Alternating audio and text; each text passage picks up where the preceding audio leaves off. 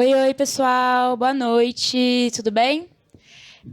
Gente, espero que esteja todo mundo bem. Vamos estar dando início aí ao nosso evento, 7h35, então estamos bem no horário.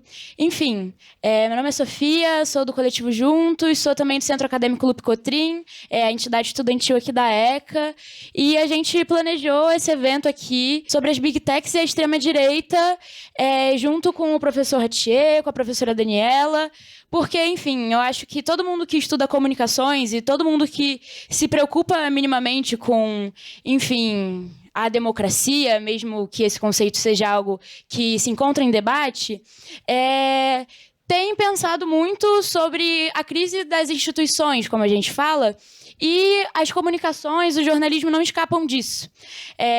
As ações que a gente viu nesse início do ano, dos CEOs, dos bilionários da Meta, ou seja, Mark Zuckerberg, do Elon Musk, no caso do Twitter ou o X, tem preocupado muito todo mundo e é um debate que é o que vem tomando o campo das comunicações, que é como as redes que se aliam cada vez mais ao trumpismo e à extrema-direita podem afetar a democracia, e é esse o debate que a gente queria trazer hoje para vocês. Então, aproveitamos a disciplina desses dois professores incríveis que a gente tem aqui na ECA e que sempre ensinam muito para a gente sobre esses temas e muito mais nas aulas, para, enfim, poder debater isso com todo mundo aqui.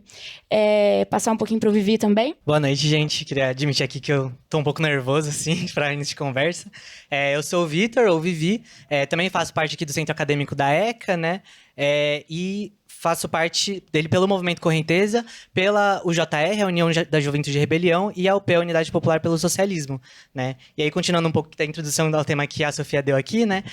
Comentando também que a gente, com essa mesa, também queria debater um pouco sobre a saída que a gente tem essa conjuntura, né? Esse cenário. Porque às vezes quando a gente vai debater sobre as redes digitais e as big techs e a extrema-direita e o fascismo, parece muito que é por isso, né, mesmo? E que as redes digitais são aquilo que determina a correlação das forças, né? É o único fator que determina isso, mas a gente sabe que não é verdade, né? Então, trazendo aqui pro contexto da mesa, né, que a gente vai falar sobre os Estados Unidos, sobre o Trump, colocando que o Trump e o governo dele, né, o trumpismo, ele é um governo dos ricos, na verdade, né? Então, ele defende o direito dos bilionários, né? E por isso que ele tem tantas dessas grandes empresas apoiando ele, né? Essa é a verdade. Mas colocando também que muito do que o Trump fala e faz dentro do seu governo, ele, na verdade, acontece por dois grandes motivos, assim, né? Que o primeiro é para esconder que os Estados Unidos está numa grande crise econômica atualmente, né? E, em segundo lugar, para também...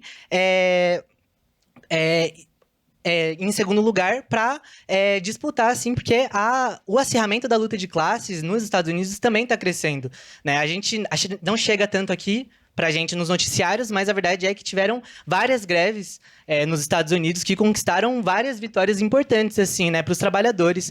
Não só isso, mas a criação de vários sindicatos também, né, que mostra, assim, esse nível de organização da classe trabalhadora. Muito boa noite, gente.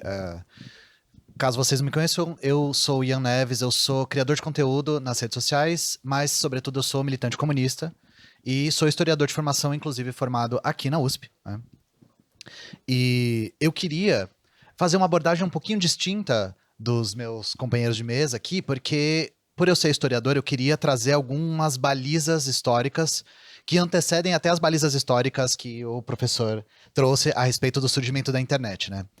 Quando eu fiquei sabendo do tema da mesa, a respeito de como a extrema-direita tem tomado as redes sociais e como isso pode ameaçar a democracia, eu me lembrei de algumas análises que eu tenho visto por aí a respeito de um ressurgimento da extrema-direita. E eu acho que a gente tem que ser muito cuidadoso quando a gente fala de ressurgimento de extrema-direita, porque isso dá a ligeira impressão de que a extrema-direita deixou de existir em algum momento. E é por isso que eu disse para vocês que eu quero fazer uma baliza histórica aqui.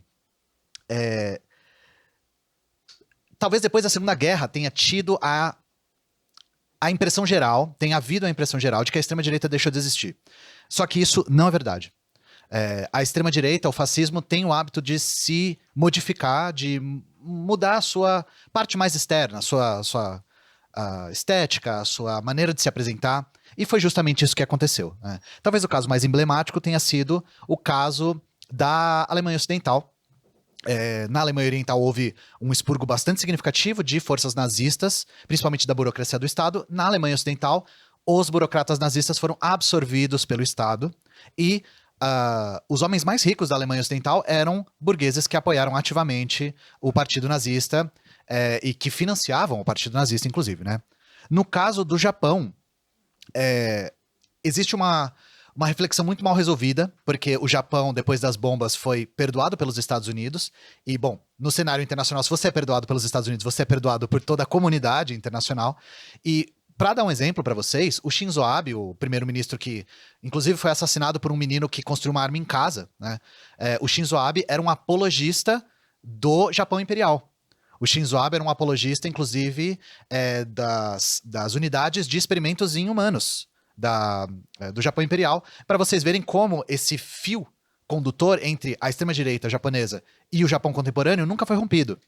E no caso da Itália, gente, eu não preciso nem falar, a primeira-ministra da Itália, Giorgia Meloni, é herdeira do Partido Fascista diretamente. Ela foi militante de uma espécie de reformulação do Partido Fascista, cujo símbolo, inclusive, era um fogo saindo do túmulo do Mussolini, como se fosse uma espécie de ressurreição do Mussolini. Então, o que eu tô querendo dizer para vocês aqui o fascismo, no mundo capitalista, não foi para lugar nenhum. Ele só mudou a sua maneira de apresentar. E para não ficar muito distante aqui o papo, a gente pode falar da maneira mais bem acabada de fascismo brasileiro, que foi o integralismo, né? O integralismo, ele também não deixou de existir depois da Segunda Guerra. Ele só mudou a sua maneira de se apresentar. Ele se tornou o partido da representação popular.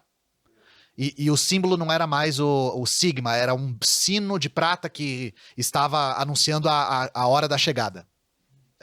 Enfim, durou pouco tempo esse rebranding deles, tá? Depois eles voltaram pro sigma, mas é tudo muito tosco. E, bom, para surpresa de absolutamente ninguém, depois do golpe de 64, os integralistas foram integralmente absorvidos. Integralmente, olha só que proeza de retórica minha. Foram integralmente absorvidos pelo Arena. Foram absorvidos pela ditadura militar, e depois da morte do Plínio Salgado, que era o líder máximo do integralismo, a maior parte dos integralistas ainda que sobreviveram à morte do Plínio Salgado foram absorvidos pelo partido do Enéas Carneiro, o Prona. Então o Prona foi uma espécie de reformulação do fascismo à moda antiga, e um fascismo esse que se mostrou inadequado para o período neoliberal, porque era um fascismo ainda estatizante, era um fascismo antiliberal, era um fascismo ainda à moda antiga, e que não encontrava muita voz na década de 90 e no começo dos anos 2000. E eu tô falando disso tudo para mostrar para vocês que, para falar de ressurgimento da extrema-direita, é difícil, né? Porque a extrema-direita, ela sempre teve aí dormente, o fascismo sempre teve dormente, como diriam filósofos mais experientes que eu, a cadela estava sempre no cio, né? E isso tudo, gente, não foi a revelia das democracias ocidentais, não, tá? Não foi uma espécie de erro de cálculo ou incompetência das democracias ocidentais. Isso foi uma coisa muito que bem calculada. Porque o fascismo, ele é um instrumento fundamental de manutenção do capitalismo. O que a gente pode dizer que tem acontecido agora é que o fascismo está sendo reativado como essa ferramenta de contenção de, como nossos camaradas disseram, de uma crise sem precedentes do Império Estadunidense. É isso que a gente tem visto. Tem visto esse ressurgimento porque, junto com a crise do Império Estadunidense, todo mundo capitalista entra em crise junto. O Império Estadunidense construiu uma hegemonia do capital centrada que a gente nunca tinha visto antes. Focalizada em um só lugar, né? A hegemonia de Wall Street, a gente pode dizer isso, nem do Estado dos Estados Unidos. E, bom, a partir de 2008, a gente começa a ver os abalos nesse sistema, a gente começa a ver as primeiras evidências de um declínio do Império Estadunidense, né? E aí, a partir disso, a gente vê a política externa dos Estados Unidos ficando ainda mais agressiva.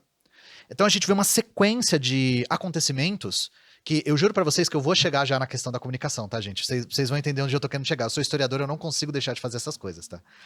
A gente viu a queda dos governos no norte da África, um atrás do outro. A gente viu a guerra da Síria, que se concluiu agora com a vitória dos Estados Unidos, colocando um cara que é ex-Al-Qaeda, inclusive, lá.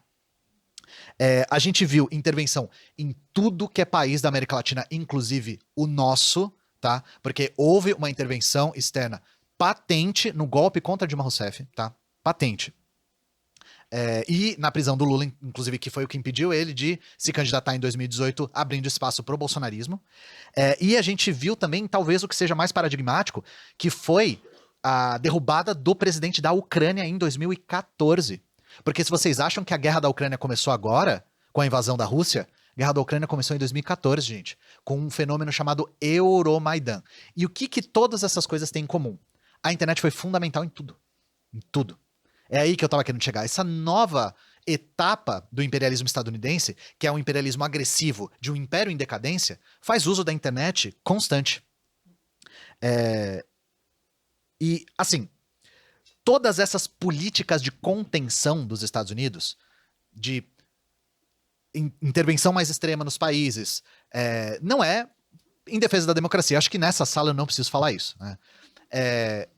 É uma forma de inaugurar novas maneiras de exploração em áreas do mundo no qual isso ainda não estava muito bem estabelecido, né? E a partir desse momento, a gente vê o capitalismo entrando em crise no mundo todo e o sofrimento da classe trabalhadora se agravando. A gente entra num momento de carestia do capitalismo, no qual os primeiros a pagar conta somos sempre nós, trabalhadores, né?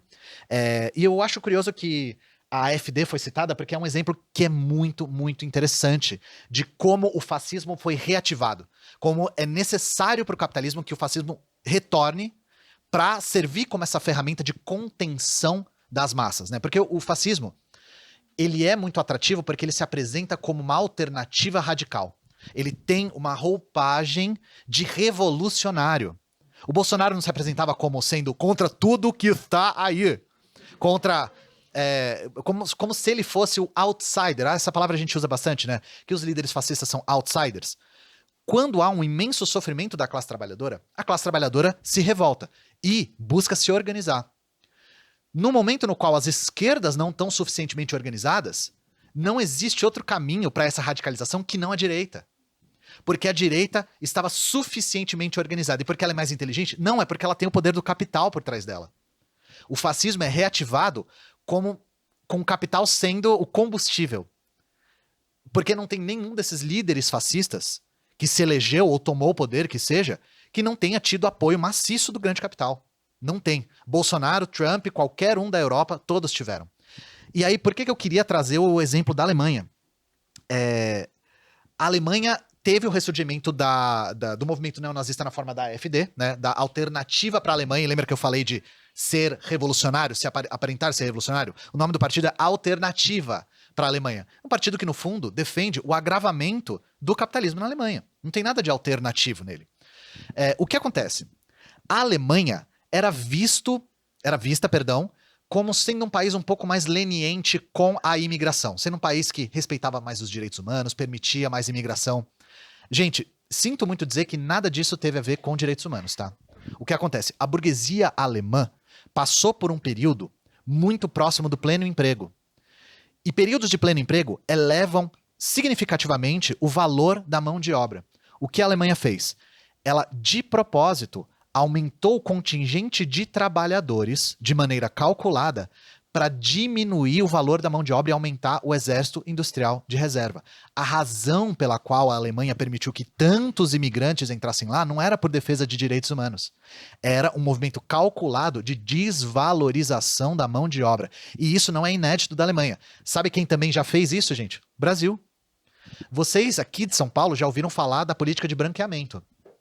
Bom, os imigrantes europeus não vieram só para branquear a população, eles vieram também para branquear. Mas eles vieram também para sobrecarregar o mercado de trabalho que estava se inaugurando depois do fim da escravidão. E como a gente sabe disso, isso era abertamente debatido nas assembleias. Não existia pudor nenhum em falar, nós estamos com a mão de obra muito cara e precisamos sobrecarregar o mercado. E aí o que acontece?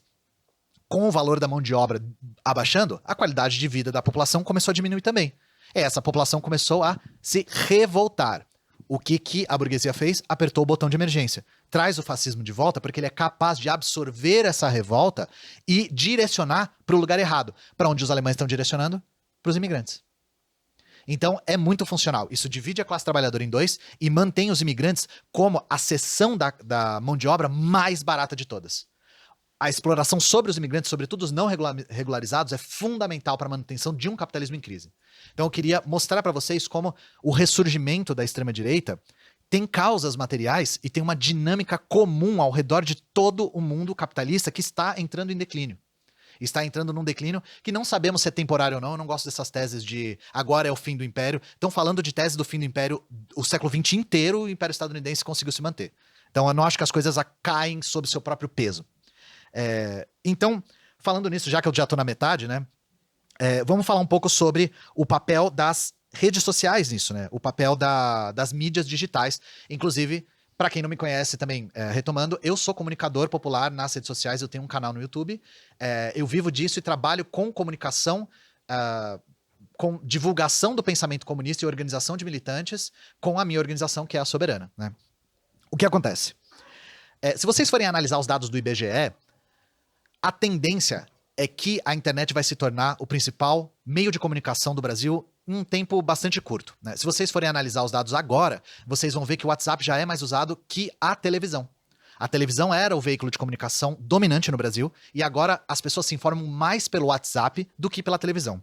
Bom, a gente teve esse momento que foi citado, inclusive, muito de maneira mais detalhada, né, pelo professor, sobre o otimismo da década de 90. Sobre como a internet tinha essa roupagem de que ela traria uma democratização da informação e da difusão dessa informação, né?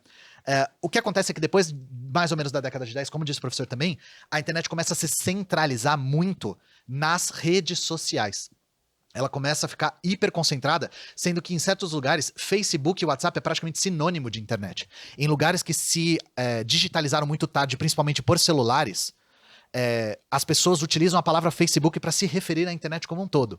E bom, eu não preciso dizer para vocês que junto com essa concentração, isso trouxe também um domínio monopolista de como a informação circula na internet. O caso mais patente é o caso da Cambridge Analytica, que não foi o primeiro, mas foi talvez o mais grave. Os primeiros casos desse método de direcionamento a partir de dados ilegalmente levantados foi na Itália. A Itália foi o primeiro país a fazer esse tipo de experimento, e depois que o experimento foi bem sucedido na Itália, ele foi usado pelo Trump e pelo Bolsonaro, inclusive pela mesma mente pensante que é o Steve Bannon, que agora é padrinho do Eduardo Bolsonaro, e que o Eduardo Bolsonaro, como a professora disse, fundou uma organização think tank transnacional chamado Instituto... Não, a CEPAC também. A CEPAC é o que reúne todos os Bolsonaros da América Latina, assim, né? Mas o Eduardo Bolsonaro, ele fundou uma organização chamada Instituto Conservador Liberal, que é ICL, a sigla, que é a mesma sigla do veículo de mídia alternativa, né? Então é o ICL do mal, a gente fala que é o ICL do mal. Então ele fundou recentemente esse think tank, inclusive através da CEPAC, que é essa conferência que inclusive teve uma edição aqui no Brasil, e foi em Santa Catarina, acho que foi a edição, né? Foi em Camboriú, foi isso. Enfim, o caso da Cambridge Analytica é muito sintomático e mostrou como a internet não é essa tábula rasa, ela também sofreu o domínio do capital. E aí eu quero entrar numa análise um pouco mais materialista da questão, né? O que acontece? Eu não gosto muito das análises de que a esquerda não sabe se comunicar na internet e por isso ela perdeu essa disputa. O grande problema, gente, é que a burguesia detém os recursos materiais para fazer essa disputa. Eu dou um exemplo para vocês. Os disparos que o Bolsonaro fez em massa no WhatsApp foram disparos pagos. Que organização de esquerda tem recursos para fazer esse tipo de coisa? E a revelia da lei também. Porque o crime não vale o mesmo para o Bolsonaro do que vale para as esquerdas, né? O outro exemplo mais patente, que ainda está muito em voga. O Brasil Paralelo é um dos maiores anunciantes do mundo no Facebook, tá? Eles... É que a gente tem mais os dados concretos. O Google é muito obscuro com os dados. No Facebook é mais claro. Em 4 anos, eles gastaram quase 25 milhões de reais. E aí, gente, eu quero falar uma coisa aqui. 25 milhões de reais. Então, não é que a direita sabe se comunicar melhor porque ela tem mais tática e mais tato. É porque ela dispõe de recursos materiais que a gente não dispõe. E aí é que eu quero entrar no alinhamento da extrema-direita e das redes. Qual é o problema aqui? Por que as redes aparentam estar alinhadas com a extrema-direita? O tempo todo, inclusive, não é só recentemente isso. Porque se o Facebook derrubasse o conteúdo revisionista, racista do Brasil Paralelo, era 25 milhões de reais a menos na conta deles. Eles são contrários a esse tipo de, digamos assim, regulamentação, que eles chamam de censura, porque isso é mais grana no bolso, não tem a ver com alinhamento ideológico. Esse alinhamento ideológico ele pode ser comprado. Então, o ponto é esse, não adianta a gente esperar civilidade dessas redes sociais. Essa civilidade também pode ser comprada. O alinhamento, digamos assim, prático das redes sociais com a extrema-direita vinha através da compra dessas redes sociais. Só que agora a questão mudou um pouco. Agora a gente está tendo o alinhamento explícito desses donos de redes sociais com principalmente o governo Trump. E aí eu quero refletir um pouco com vocês o que mudou. O que aconteceu? Primeiro, as redes sociais, historicamente, estão mais vinculadas ao Partido Democrata. O que diferencia substancialmente o Partido Democrata do Partido Republicano é a qual burguesia os dois estão servindo. Não tem nada a ver com um é woke e o outro não, tá, gente? Não caiam, isso é só a superfície da questão. Os democratas, historicamente, estão mais alinhados com uma burguesia que depende da globalização e da expansão da globalização. Ou seja, indústria bélica, indústria de entretenimento, música, cinema e big techs. E as big techs dependem muito dessa globalização porque elas dependem de atingir novos mercados e se espalharem para o mundo todo, né? O que acontece? A extrema-direita fazia uso das redes sociais há muito tempo. A gente viu o caso da Cambridge Analytica, né? Só que a extrema-direita não estava só usando as redes sociais. Ela, ao mesmo tempo, começou a disputar o controle dessas redes sociais. O primeiro caso, que é o mais visível, é o Elon Musk comprando o Twitter. E aí uma coisa que também, ao meu ver, é uma análise equivocada. Muitas pessoas riem do Elon Musk porque o Twitter começou a perder valor de mercado. Isso é subestimar o inimigo, tá, gente? Isso não é porque ele é burro, incompetente, histriônico. É porque ele está mudando o propósito do Twitter. As redes sociais antes tinham uma certa lógica de rentabilidade. Elas eram redes que visavam lucro como grandes plataformas de publicidade. O Elon Musk foi o primeiro a comprar uma rede social e transformar ela num veículo de propagação ideológica pura e simples. Então, não importa se o Twitter está sangrando dinheiro. Não importa. O que importa é que o Elon Musk consegue literalmente enviesar eleições no mundo inteiro através da plataforma que ele comprou. Então, a extrema-direita não está mais contente só em comprar espaço nas redes. Ela quer o controle integral das redes. E aí, por que os outros foram junto, né? Porque isso está mudando o paradigma inteiro. Primeiro, as redes são contra a regularização. Porque isso, se regulamentar, por exemplo, conteúdo misógino e racista, cai o Brasil Paralelo, é menos grana pro Facebook, pro YouTube, etc, né? Eles são contra a regulamentação por conta disso. Quem que se dispôs a militar contra a regulamentação? A extrema-direita. A extrema-direita é militante contra. E por quê? Porque ela se beneficia de redes sociais não regulamentadas sob essa égide da liberdade de expressão, que é um embuste histórico, gente. Recentemente, o Jean-Marie Le Pen escorregou o tobogã pro colo do capeta, né? Não sei se vocês viram. E o Jean-Marie Le Pen, ele era um neonazista, assim. Ele editou um disco de músicas do Terceiro Reich, e quando ele foi criticado, ele falou, eu sou um homem livre. Isso foi na década de 60. Só para vocês verem como esse discurso de liberdade isso, liberdade aquilo, não é uma coisa nova. É digamos assim, um cavalo de Troia que desvia o debate de, você está sendo racista? Para, qual é o limite da liberdade? Aí, de repente, o discurso muda. E aí, é lógico que as redes não vão falar, a gente não quer que regularize porque isso é mais grana no nosso bolso, elas vão falar, você a qualquer momento pode ser censurado também. Você não defende a liberdade? Isso é o discurso superficial, né? E existe um outro fator.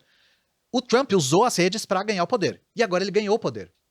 Então, de duas uma. Ou você se alinha com o governo, ou você não se alinha. E não se alinhar significa, no mínimo, não ter ajuda do governo para propagar essas estruturas que dependem tanto da globalização, né? Então, é isso que explica esse giro das redes sociais em direção a uma defesa explícita da extrema-direita. Só para concluir aqui, eu quero falar um pouco sobre as soluções aqui. E uma das coisas que distingue o marxismo das demais filosofias é que o marxismo está profundamente preocupado em mudar a realidade que ele habita. O que acontece? Já falei para vocês que eu sou totalmente contra essa ideia de que a esquerda não sabe se comunicar. A esquerda não dispõe dos materiais e da leniência da justiça, inclusive, para fazer o que a direita faz com a internet. O que nos resta? Uma coisa que eu quero trazer para o centro do debate. Organização da classe trabalhadora. E isso é fundamental. Por quê? Nós estamos combatendo uma máquina profissional que tem um braço violento profissional na forma das polícias civis, militares e do exército, que tem uma justiça profissional e que tem uma extrema-direita organizada, que tem uma comunicação profissional que trabalha 24 horas por dia. Nós temos também que nos profissionalizar. E como nós da minha organização fazemos isso? a gente não só busca atingir e mudar o pensamento das pessoas, a gente busca convidar essas pessoas para trabalharem em organizações políticas também. Então nós temos frentes de massas, nós temos a nossa organização que trabalha com comunicação, nós o tempo todo também temos uma aliança tática com a Unidade Popular, inclusive eu estou aqui a convite da Unidade Popular, é um dos exemplos dessa aliança. O que a gente precisa retomar é essa organização, porque nosso trabalho só vai conseguir atingir se ele for igualmente profissionalizado. E a gente só consegue profissionalizar organizando, porque a gente não dispõe dos meios materiais. É por isso que o Marx sempre dizia que não existe uma distinção dura entre economia e política. A economia é política. Quem dispõe dos meios materiais também vai dispor dos meios políticos. A nossa única saída é a organização, e a gente tem uma coisa que a direita nunca vai ter. A gente só está do lado da razão. Se a gente tivesse do lado errado, a gente já teria perdido, porque com esse tanto de dinheiro, esse tanto de organização, esse tanto de estrutura, para reforçar o pensamento da direita, se eles tivessem certo, a gente nem estaria aqui. Então, não subestimem também o poder de nós estarmos do lado certo da história, tá? Obrigado, gente.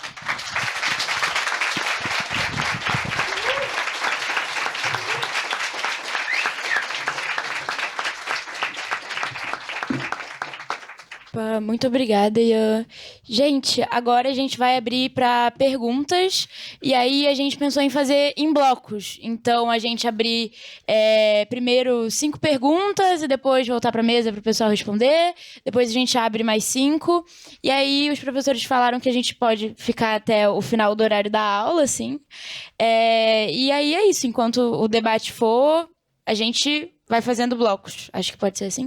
E aí, quem quiser se inscrever, eu vou pedir para vir aqui na frente para poder falar no microfone. Eu queria saber qual o papel da mídia e da mídia popular nesse cenário.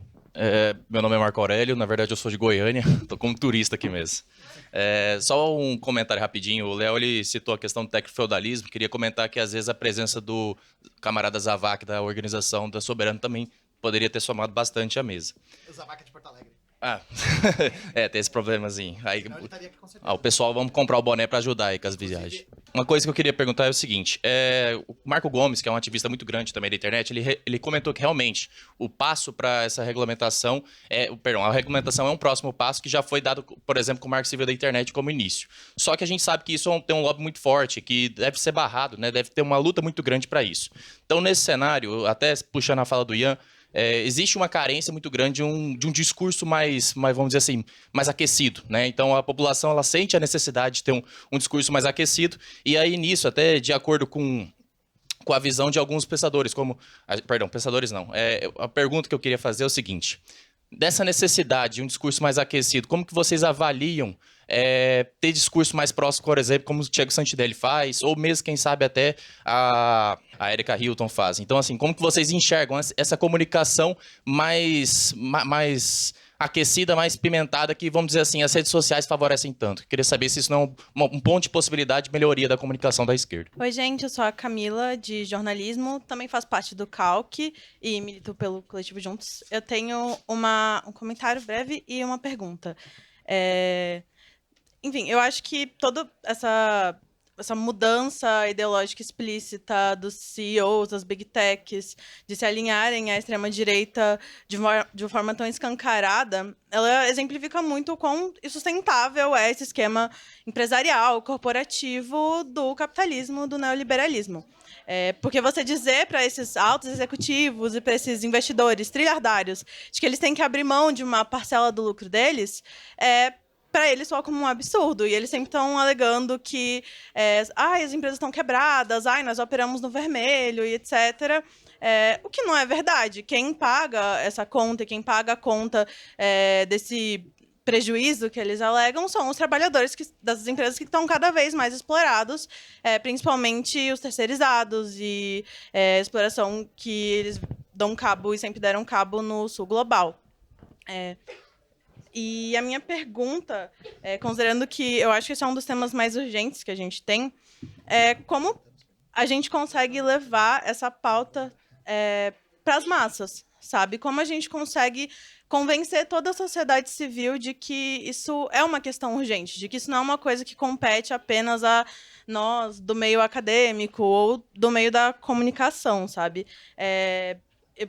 Pensar em iniciativas nesse sentido. Eu sei que o Juntos tem uma iniciativa nova que é a plataforma Universidades contra o Fim do Mundo, que enfim, convida todo mundo de todas as universidades do Brasil a pensar qual tipo de conhecimento a gente quer produzir nesse cenário tão caótico, mas eu queria ouvir de vocês também sugestões e o que vocês pensam sobre isso, como expandir essas pautas.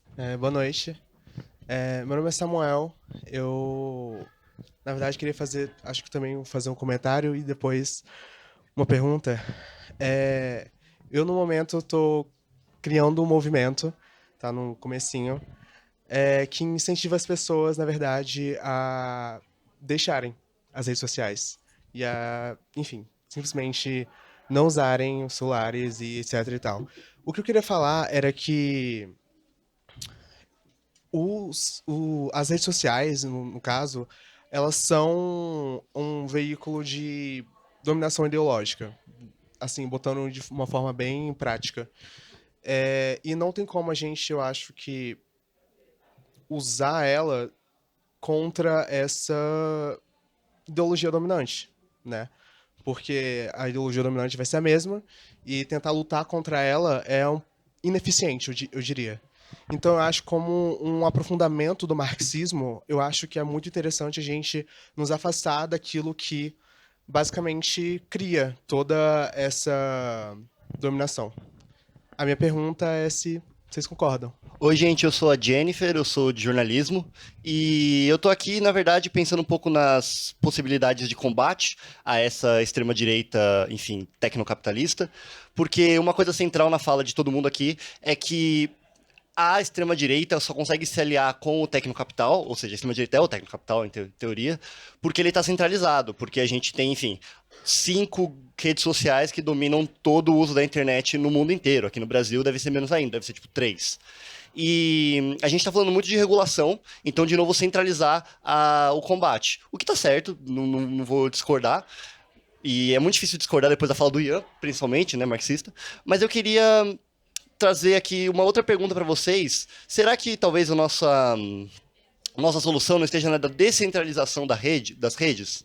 E, enfim, surgir mais redes sociais e tudo mais? Porque eu comecei a pensar nisso depois que saiu o DeepSeek, que é a alternativa do ChatGPT.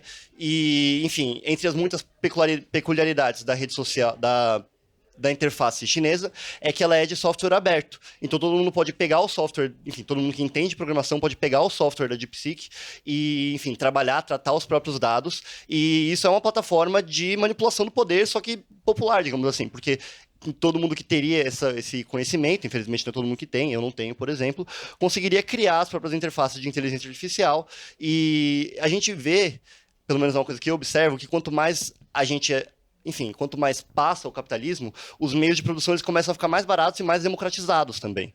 Então, a minha pergunta vai, enfim, meio de encontro, mas eu queria saber se vocês não veem a possibilidade de aceleração para enfim, um futuro onde esse poder de dominação das redes esteja mais popularizado, as pessoas tenham as próprias redes sociais, talvez uma coisa meio de blog, retomando os anos 80 e 90 e tal. Enfim, a pergunta era essa. Boa noite. Oi, licença. Eu tenho 2 perguntas que, se pudesse ser colocada na pauta, ia ajudar bastante. A primeira diz respeito à grande quantidade de educadoras e educadores em vulnerabilidade no que diz respeito tanto às múltiplas formas de violência nas instituições públicas, sobretudo as instituições públicas estaduais que atendem majoritariamente as periferias. Os educadores e educadoras vêm passando necessidades, não vêm conseguindo exercer o seu trabalho sem adoecer, vêm sofrendo perseguição institucional e cada vez mais as instituições são tomadas por um pensamento, uma cultura de violência institucional que também normaliza e culpabiliza a vítima. Aí eu queria saber se o Zoya Prestes já tem algum plano tático de permeabilidade para conseguir vencer esse endurecimento, essa falta de permeabilidade, de romper essa membrana escolar, se isso já está nos planos, porque nós não estamos conseguindo chegar como gostaríamos no Zoya, falo parte dos educadores da linha de frente, porque, primeiro, somos perseguidos por nos manifestarem, e segundo, nós não conseguimos achar links práticos, confluências práticas, articulações, nos falta ainda tá muito, como é que eu posso dizer, dissipado, ainda é meio gasoso, assim, a gente não consegue materializar as nossas articulações. A segunda questão é que eu sou voluntário num jornal chamado Jornal Correria, vocês devem conhecer, e nós estamos também enfrentando algumas dificuldades para poder fazer a narrativa chegar mais longe nessa parte de tradução da luta para o trabalhador, para a trabalhadora. Nós enfrentamos dificuldades com relação à infraestrutura material, como bem dito, e enfrentamos dificuldades na questão de ajuntamento de mão de obra. Recentemente, direciono diretamente para o Ian, você terminou o seu estúdio, conseguiu profissionalizar ainda mais. Meus parabéns pela qualidade que ela conseguiu profissionalizar ainda mais. Eu gostaria de saber se você tem algum tipo de dica, alguma conversa para as mídias colaborativas como a Jornal Correria conseguir chegar nesse patamar e a gente conseguir ter um pouco mais de independência e conseguir se consolidando como um ecossistema de comunicação. Muito obrigado. Então, duas coisas para o André. A primeira, ele citou uma das organizações que faz parte da Soberana, que é o Centro Zoé Prestes de Educação Multidisciplinar, e eu acho que é uma boa oportunidade para eu falar o que a gente está querendo fazer, né? A gente não busca só alcançar o máximo de pessoas possível nas redes. A gente quer alcançar para alguma coisa. Não quer só disputar a consciência para mudar a opinião das pessoas. A gente quer que essas pessoas se organizem. Então nós temos o que a gente chama de frentes de massas, que são uma junção de cooperativas com sindicatos, e o Zoé Prestes é um desses, que tem o objetivo do seguinte: o que a gente tem observado é que o trabalho uberizado está chegando em lugares nos quais ele não estava antes. Então, o Uber geralmente era transporte, entrega de comida, esse tipo de coisa. Agora, a uberização está chegando em médico, em psicólogo, em advogado e professor. Ou seja, muitos professores hoje em dia trabalham à distância, usando celulares, Zoom, e são pejotizados, não tem vínculo nenhum, e são isolados uns dos outros, nem tem a capacidade de ver os seus pares, e pior de tudo, que a gente faz essa leitura. A maior parte dos professores que faz isso também é meio obrigado a ser influenciador. É obrigado a encontrar alunos nas redes sociais, fazendo alguma gracinha ou alguma coisa. A gente queria superar isso tudo. A gente queria juntar essas pessoas para fundar uma cooperativa no qual todos os professores recebem o mesmo valor de hora-aula e que a divulgação é feita por nós, ou seja, os professores vão ser professores, eles não precisam criar conta no TikTok para achar clientes, digamos assim, né? E isso tudo a gente faz não só organizando o trabalho, mas também politizando, organizando esses professores para o debate político a respeito da educação no Brasil. Qual que é o grande problema?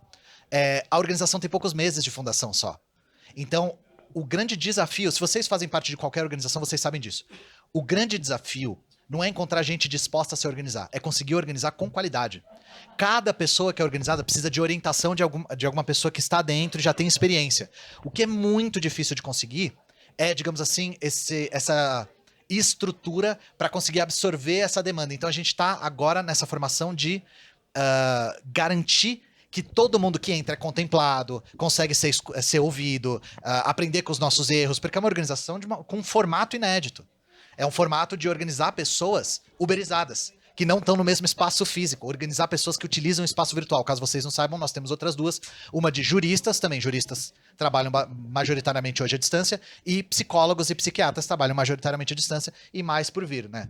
Então, o que a gente pede é um pouco de paciência, só porque a gente ainda está nesse patamar formativo. E o que a gente está querendo garantir é que todos os professores sejam bem remunerados. E isso é a nossa absoluta prioridade, e aí eu passo para a segunda questão.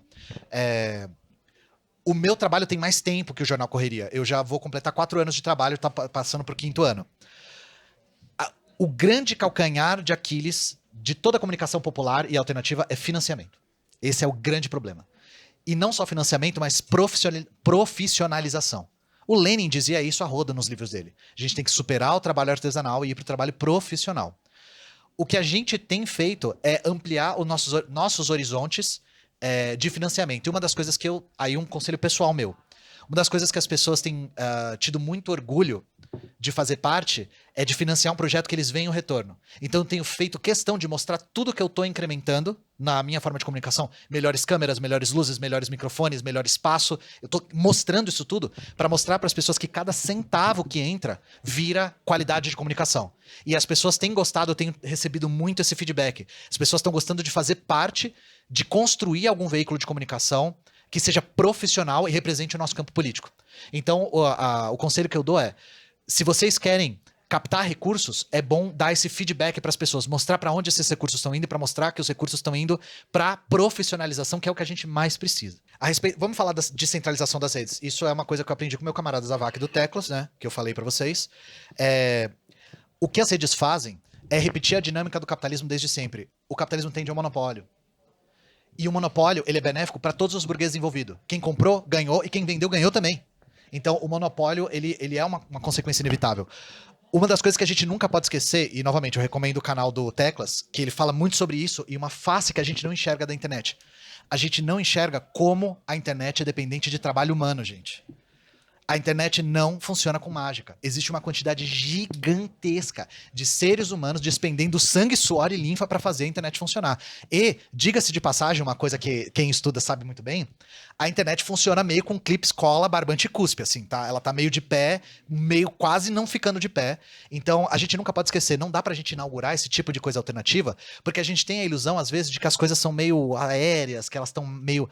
funcionam em redes e, na verdade, tem uma quantidade gigantesca de capital constante e capital variável dentro da execução dessas estruturas que a gente não consegue atingir. Então, para a gente construir uma internet soberana, digamos assim, ó, citando o nome da minha organização, para a gente construir algo que consiga disputar, a gente tem um exemplo disso. Qual que é o único país que conseguiu bater de frente com as Big Techs dos Estados Unidos? A China. Foi a China. Então, os Estados Unidos têm os dados do mundo todo, menos dos chineses. Os chineses têm redes próprias. O único exemplo que a gente conseguiu ver bem sucedido disso foi dispondo o mecanismo do Estado inteiro a favor disso. Não é uma tarefa que a gente consegue fazer com auto-organização, de verdade. Eu acho que, por exemplo, o que a Erika Hilton fez depois que o Nicolas Ferreira botou o governo de joelhos com aquela fake news lá a respeito do Pix, foi exemplar. Só que tem um problema, uma crítica que eu já fiz em público, inclusive. Não basta a gente adquirir a atenção das pessoas. Isso tem que ter um propósito. Então, a gente tem milhões de olhares em cima, por exemplo, de um vídeo da Erika Hilton. Mas para que exatamente? O que a gente tem que refletir não é só a técnica de atingir as pessoas, mas com qual finalidade a gente quer atingir as pessoas. A minha organização tem a resposta dela, que é a nossa intenção não é só atingir, mas organizar. A gente quer que o máximo de pessoas possível que entrem em contato com o meu trabalho, de qualquer comunicador da minha organização, se sinta estimulado a se organizar politicamente, seja em sindicato, movimento estudantil, partido, etc. Tá?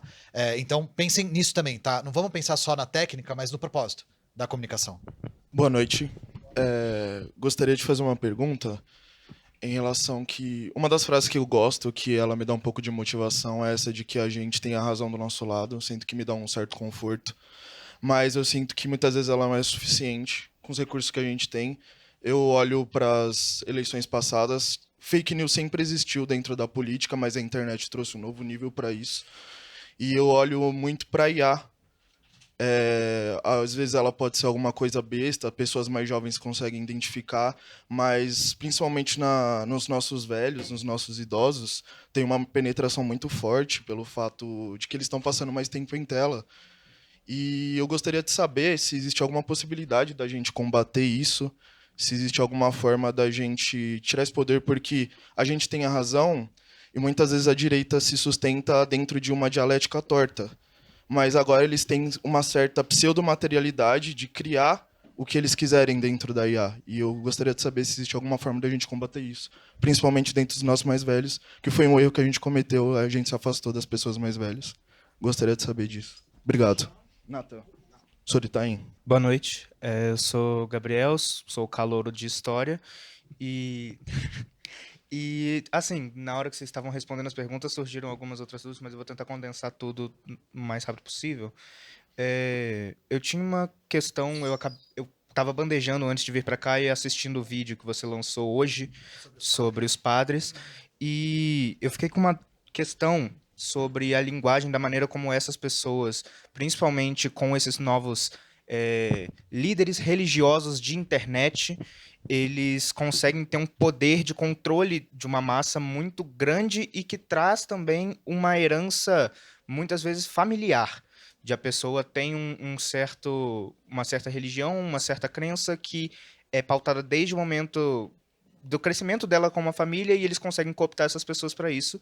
E a questão era muito sobre como que a gente pode fazer para combater esse tipo de narrativa quando entra mais no âmbito familiar. E uma outra questão também é sobre o uso da comédia como motor de mudança, sabe? Da mudança do pensamento. Porque você utiliza muito e também as pessoas... alguém aqui, eu não lembro quem, falou do Thiago Santinelli, que também utiliza bastante.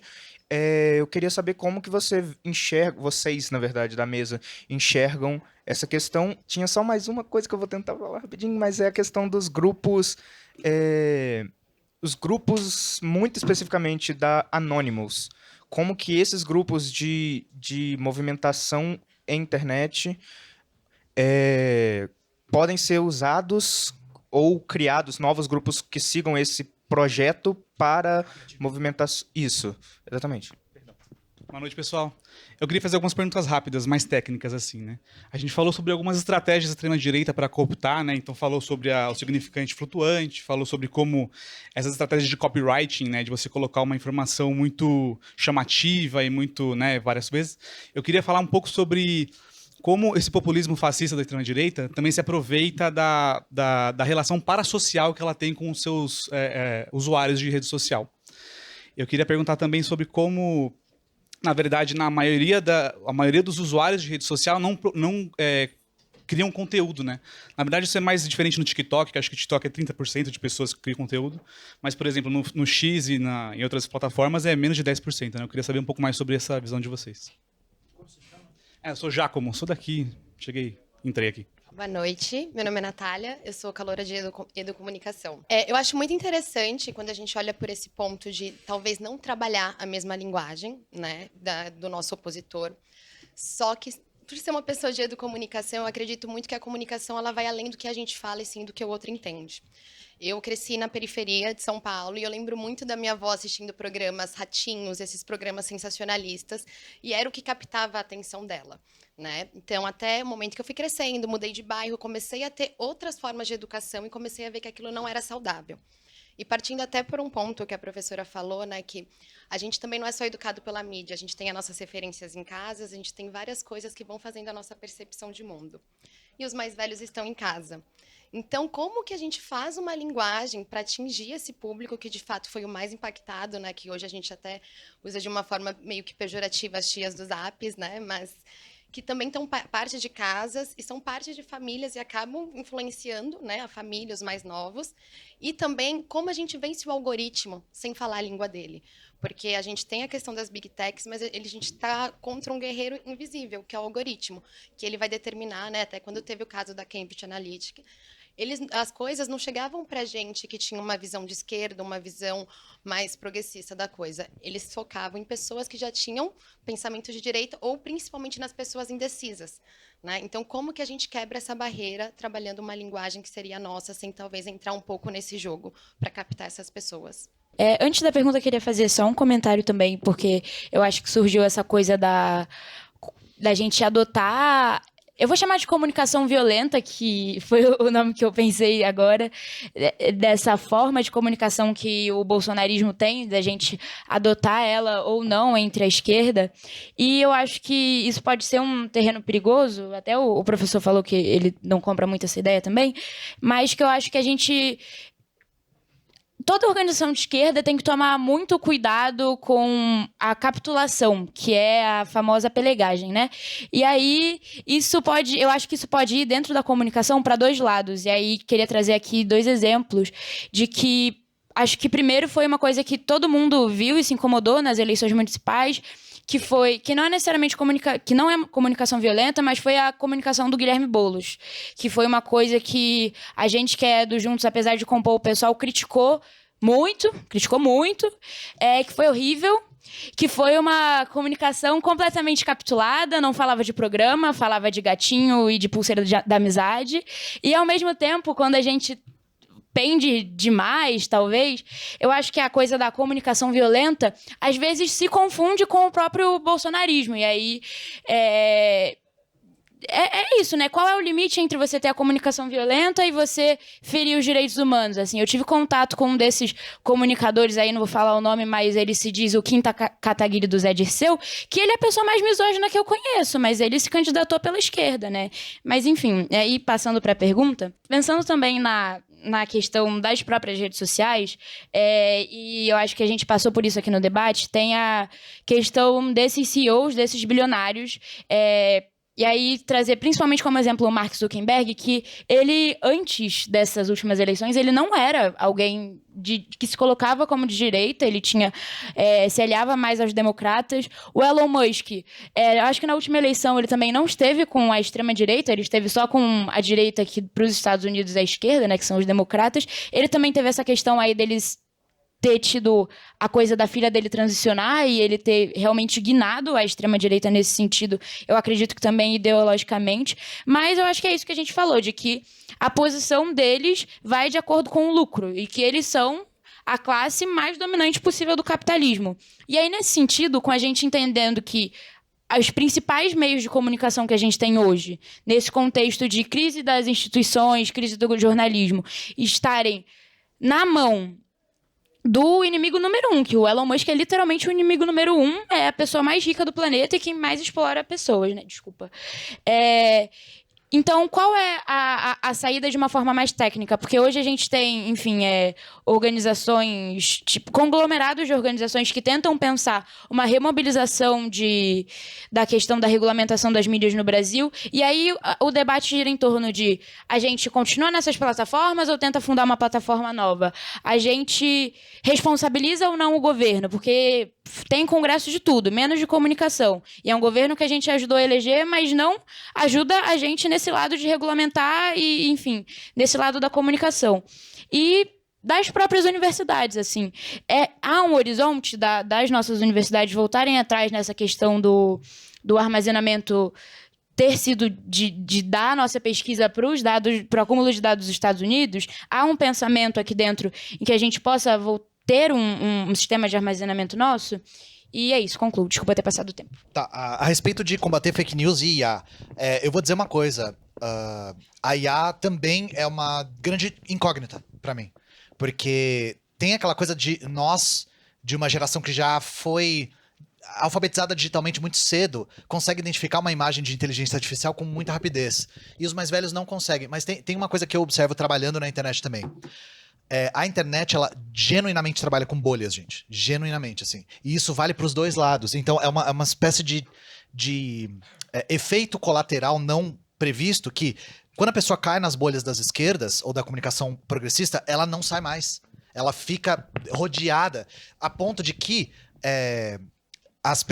elas nem sabem o que está circulando entre a extrema-direita. E isso funciona a nosso favor também. É uma dinâmica da qual eu usufruo. Até porque a gente trabalha não só em incrementar, por exemplo, o meu canal, que é grande, mas criar um ecossistema de comunicadores de esquerda no qual o algoritmo contribua com a propagação em escala, né? E tem uma outra questão, gente. Aí é mais anedótico, mas é uma coisa que alguns seguidores meus falam que fazem. A maior parte das pessoas mais velhas assiste na televisão o YouTube. Sabe o que eles fazem? Eles vão na televisão e param de seguir todos os canais de extrema-direita. O tiozinho nem repara. O cara vai lá e segue o ICL, que é uma coisa que a estética é de jornalismo...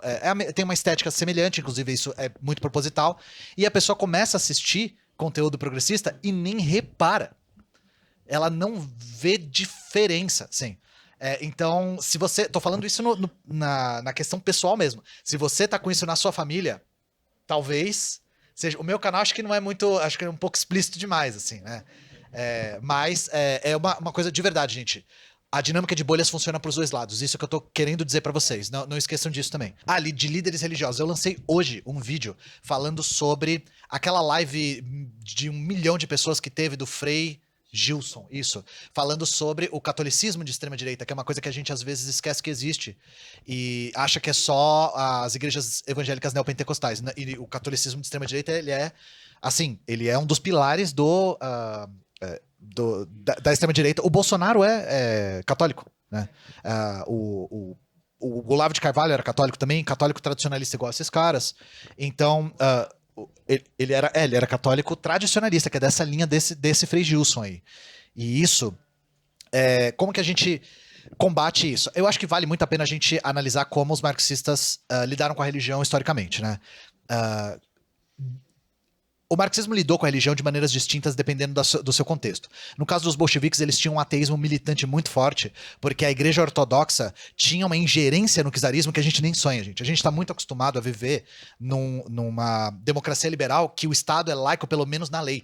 Isso não era verdade na época do czarismo, tá? Então, o ateísmo militante deles era porque a igreja intervinha na vida política da Rússia czarista de maneiras muito mais explícitas do que a igreja interfere na nossa vida, né? Agora, hoje Cuba tem 70% de católicos. Cuba lidou com o catolicismo de maneira muito diferente, até por ser uma colônia de uma potência católica que era a Espanha imperial, né? O que eu acho? O Brasil tem particularidades. O Brasil tem um catolicismo tradicional e a igreja evangélica neopentecostal em crescimento. O que a gente percebe militando, e aí a Unidade Popular dá exemplo nisso, é que as pessoas não têm tanto apego às orientações políticas das suas denominações religiosas quando há alternativa disponível. Que eu quero dizer isso? Se há forças políticas presentes no cotidiano dessas pessoas, a igreja deixa de ser o único lugar onde essa pessoa é politizada. Esse é o grande chave da questão. Então não pensem tanto na religião em termos teológicos. Pensem mais no trabalho social que a igreja faz e no trabalho de politização que a igreja faz, sendo o único espaço no qual essa pessoa debate política na vida inteira dela. E eu falei, a Unidade Popular já faz isso para um sucesso, assim, incontestável. Então eu não tô tirando isso de teoria, né? Vamos falar dessa coisa da comunicação violenta, né? A gente tem um nome para isso nos círculos de comunicadores da esquerda, que é janonismo cultural, né? O Janones não está nem de perto no espectro da esquerda, mas ele tentou usar do lado de cá a comunicação violenta. Eu vou trazer a perspectiva de alguém que trabalha com isso há muitos anos. Primeiro, nós já tivemos comunicadores de esquerda radical que tentaram e falharam. Não vou citar nomes porque eu não quero ser sectário. Segundo, o que a gente precisa, eu já falei 1000 vezes, não é só disputar a consciência e a atenção das pessoas, mas direcionar essas pessoas para algum propósito. Para isso, a gente precisa da confiança das pessoas. E se você usa comunicação violenta, você perde a confiança da pessoa muito rápido. Ela pode até achar você engraçado, como quem acha o Nando Moura engraçado, mas ninguém de direita confia nele. Ninguém de direita confiaria nele pra nada, sabe? E outra coisa, por que a extrema-direita usa isso? É só porque funciona? Não, é porque ela precisa. Porque ela não pode falar as razões reais. Ela não pode falar, gente, a gente tá fazendo isso aqui, ó, para manter os salários de vocês baixos, para acabar com seus direitos, para aumentar a exploração, ó, para manter as mulheres super exploradas e trabalhando de graça a maior parte do tempo da vida delas. Eles não podem fazer isso. Então, eles usam essa comunicação violenta porque é a única maneira deles conseguirem a atenção das pessoas. Usando de histrionismo, de violência, de chacota, de bobagem. E a gente não precisa disso. Então, tanto a gente não precisa, quanto, na minha experiência de muitos anos de comunicador, isso é muito desfuncional para os nossos propósitos. Sobretudo se o seu propósito é organização da classe trabalhadora. Isso demanda muita confiança. Então, a gente tem um ponto de vista bastante categórico acerca de boicote, que é... o boicote ele é muito insuficiente de alterar estruturas, porque ele parte de uma premissa de que é possível alterar estruturas a partir de padrões de consumo. E as redes sociais são nada mais, nada menos do que uma forma de consumo. Pode ser uma coisa que não aparenta ser consumo porque não tem custo, digamos assim, mas é consumo de produto, é consumo de material, é consumo de tempo. E alterar os seus padrões de consumo nunca apresentou, pelo menos até os tempos atuais, capacidade de alterar a realidade material de forma substancial. Eu convido vocês a pensar em um boicote que tenha sido como finalidade algo bem sucedido. Ele pode ser um meio para politizar, um meio para mobilizar, um meio para agregar pessoas em torno de uma causa comum. Mas ele, como finalidade, ele carece muito de evidências de que ele é bem sucedido. Assim, o boicote ele parte também de uma premissa de que as ações individuais conseguem mover um mundo estruturalmente concebido, né? E as nossas ações individuais são muito, muito pobres, gente. Perto de estruturas profissionalizantes, como eu falei. A saída é organização política. Não existe uma alternativa palpável que venha do ímpeto individual e que seja capaz de alterar estruturas. Existe um outro problema. Eu vou discordar brevemente, assim, de maneira bastante tangencial dos professores, a respeito do uso das redes. Assim. Eu acho que a gente esperar que as pessoas tenham uma espécie de... Como que eu posso dizer? Autorregulação é algo que a gente não pode contar. A gente não pode contar que as pessoas, por alguma razão, se autorregulem. A gente tem que agir com a materialidade tal qual ela é. E a realidade é que a maior parte das pessoas hoje em dia se comunica por celulares. A gente tem que trabalhar com essa realidade e não esperar ou, digamos assim, tentar fazer com que as pessoas tenham uma bússola moral distinta. Não é porque isso não é possível, mas porque a gente não pode contar com isso. A gente não pode contar que as pessoas fiquem mais morais, mais éticas. Então, como a realidade é, as pessoas utilizam as mídias sociais para comunicação, o que nós podemos fazer? Ocupar esses espaços para se comunicar também. É isso que eu tenho feito dia e noite e eu tenho resultados para apresentar. De verdade, assim. Tem sido muito bem sucedido o meu trabalho, tem sido muito bem sucedido o trabalho da minha organização e a gente tem conseguido não só alcançar as pessoas, como organizá-las. Então, assim, a gente sempre acreditou nessa linha e sempre acreditou que o tempo ia provar que era uma linha correta. Dito e feito, agora a gente tem números e dados para mostrar que o trabalho foi muito bem sucedido, inclusive excedeu nossas expectativas. Eu não acho que a gente é capaz, como diria o Marx, de rodar a roda da história para trás. E de que todos agora, o ideal é que todos se comuniquem agora por jornal impresso, ou voltemos a utilizar a televisão. Isso é girar a roda da história para trás. A história está numa etapa no qual a internet é hegemônica como comunicação. O que a gente tem que fazer é trabalhar com esse dado material. Tá bom, é meio para todos, mas acho que principalmente para os professores, porque o Ian fala muito sobre isso, mas eu sou Alexandre Delou, sou formado aqui na ECA na pós-graduação do CELAC, na Mídia, Informação e Cultura, sou funcionário da EBC, né, uma empresa pública de comunicação, e sou dirigente sindical, né, dos radialistas do estado de São Paulo. E a minha pergunta é para provocação para os alunos aqui, mas perguntar para os professores, qual é o papel, para que vocês pensam, dos sindicatos, principalmente dos sindicatos de comunicação e tecnologia, né, o radialistas, jornalistas e o SINDPD, aqui em São Paulo, mas em todo o país, nessa disputa de narrativa sobre as big techs e sobre a extrema-direita. Né? Um desafio que nós estamos enfrentando nos sindicatos, de como pensar em comunicação, porque, para surpresa assim, minha e de outros colegas, por exemplo, na empresa pública de comunicação, a maior parte, ou uma boa parte dos técnicos são bolsonaristas. Né? E defendem um discurso de fechar a própria empresa.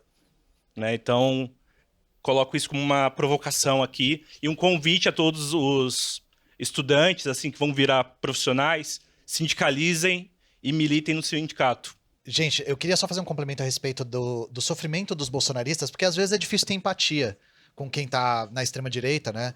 E a gente, às vezes, tem que enxergar as coisas com uma frieza analítica um pouco mais necessária.